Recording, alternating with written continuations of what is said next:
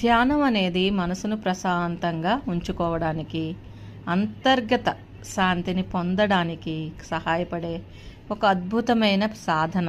ఇది కేవలం ఒక మతానికి సంబంధించింది కాదు. ఎవరైనా ఎప్పుడైనా అభ్యసించవచ్చు. ధ్యానం అంటే ఏమిటి? ధ్యానం అంటే మనసును ఒక నిర్దిష్ట విషయంపై లేదా ఆలోచనలపై ఏకాగ్రత పెట్టడం.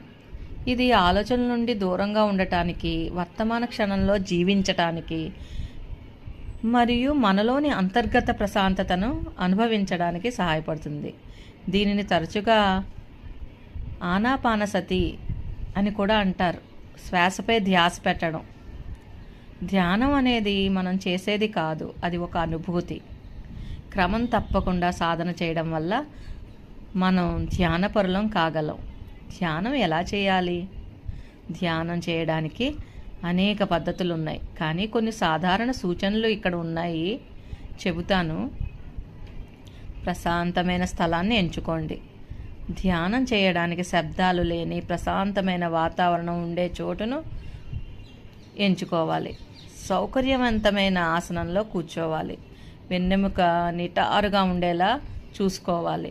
మీరు నేల మీద కూర్చోండి లేక కుర్చీలో కూర్చోండి. శరీరం సౌకర్యంగా ఉండేటట్టు చూసుకోవాలి. శ్వాసపై దృష్టి పెట్టాలి. కళ్ళు మూసుకుని మీ శ్వాసపై దృష్టి పెట్టాలి. శ్వాస లోపలికి వెళ్ళడం, బయటికి రావడం గమనించాలి. మీ మనసులో ఆలోచనలు వస్తున్నప్పుడు వాటిని గమనించి మళ్ళీ మీ దృష్టిని శ్వాసపైకి తీసుకురావాలి. ఆలోచనలు అణచివేయడానికి ప్రయత్నించొద్దు. సమయాన్ని కేటాయించాలి. మొదట్లో తక్కువ సమయం, అలా 5 లేక 10 నిమిషాలు ధ్యానం చేయండి. క్రమంగా మీరు సమయాన్ని పెంచుకోండి. ప్రతిరోజు ఒకే సమయాన్ని ధ్యానం చేయడానికి ప్రయత్నించండి. ఏకాగ్రత అంటే శ్వాసతో పాటు మీరు ఏదైనా ఒక మంత్రం, ఓం, ఒక పదబంధం లేదా ఒక దృశ్యంపై కూడా ఏకాగ్రత పెట్టచ్చు. ధ్యానం వల్ల చాలా ఉపయోగాలు ఉన్నాయి. ధ్యానం వల్ల శారీరక, మానసిక మరియు ఆధ్యాత్మిక ప్రయోజనాలు చాలా ఉన్నాయి. మానసిక ప్రశాంతత, ఒత్తిడి, ఆందోళన, డిప్రెషన్ వంటి సమస్యలను తగ్గించి మానసిక ప్రశాంతతను అందిస్తుంది. జ్ఞాపక శక్తి, ఏకాగ్రత పెరుగుతుంది.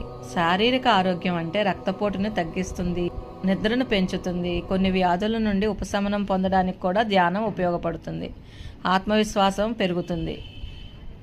సానుకూల దృక్పథం అంటే పాజిటివ్నెస్ పెరుగుతుంది. అలాగే ఆధ్యాత్మిక ఎదుగుదల పెరుగుతుంది. ధ్యానం అనేది ఒక నిరంతర సాధన.